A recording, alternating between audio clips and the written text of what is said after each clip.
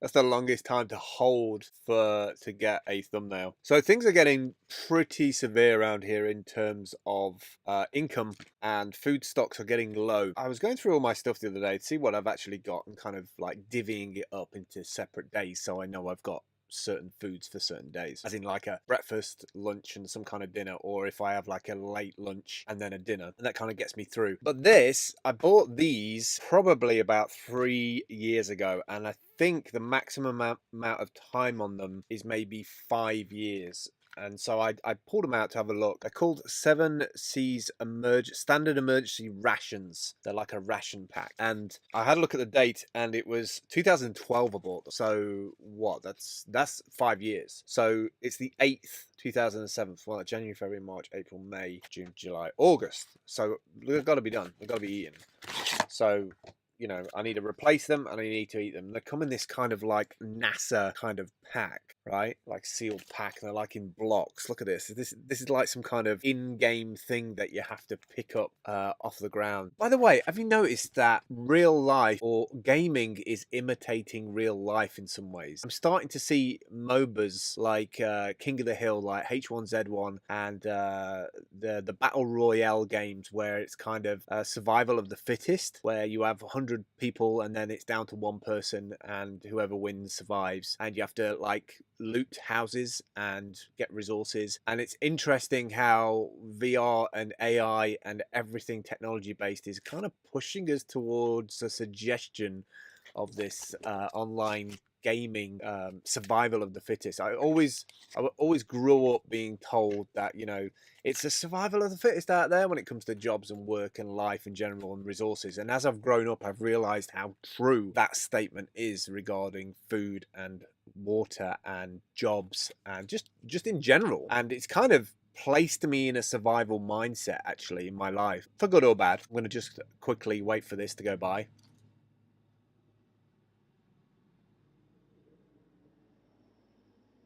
Literally like we've got T-34 Russian tanks outside. I think that's a Russian tank. Anyway, so yeah, they come in packs like this. So they come in survival pack. And at the top, it says instructions for use. And I thought this was hugely interesting. Each ration consists of 18 units highly concentrated food. Eat one when hungry. In capital letters, not more than 6 units per 24 hours. Take only one unit at a time, eat small pieces and chew well. Save drinking water.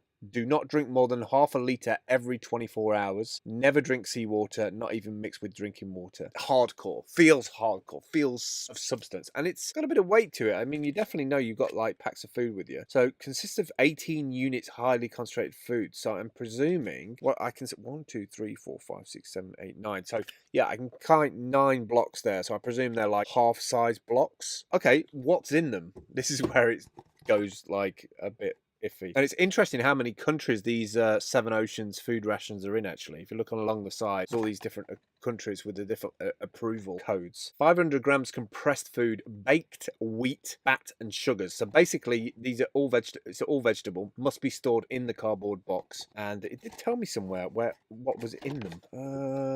I did read it somewhere. I can't remember where I read it now. So we'll go down to the nutritional facts anyway. Serving size bar, 56 grams. Servings per container, 9. Is 278 calories from fat, 110. No sodium, no cholesterol. 18% of fat, 12 grams of total fat. Total carbohydrates, 36 grams. So there's a ton of sugar, 8 grams of sugar in there. Dietary fiber, 3 grams. It's wheat flour, it's vegetable soya fat. It's sugars and malt. Vitamin C, B1 and B6. So these are just a ration to keep you going, just keep you ticking over. I'm going to pause again.